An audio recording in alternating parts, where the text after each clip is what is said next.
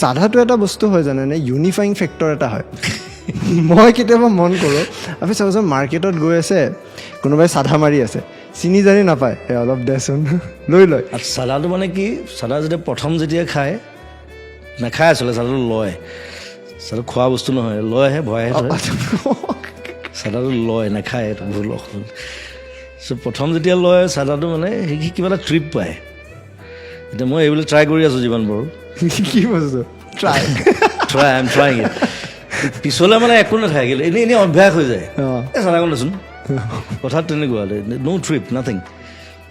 এতিয়া মদ হওক, ভাং হওক, ট্ৰিপ থাকেতো এটা। মই বাৰু ভাঙত নাই বা চিগাৰেটতো নাই, মই চিগাৰেট নাখাওঁ। এই চাদাটো এৰিব পৰা নাই, এইটো এৰিব লাগে আচলতে। এইটো বস্তু কেতিয়া লাগিল ন? মানে এটা কথা মই একদম আপোনাক ফ্ৰেংকলি সুধিব কলেজত থাকোঁতে এদিন দুদিন এনেই লৈ দিলোঁ কাৰোবাৰ পৰা, আৰু তাৰপিছত লৈ থাকিলে। বেয়া বস্তু, মই কাকো ল'বলৈ নকওঁ সেইকাৰণে।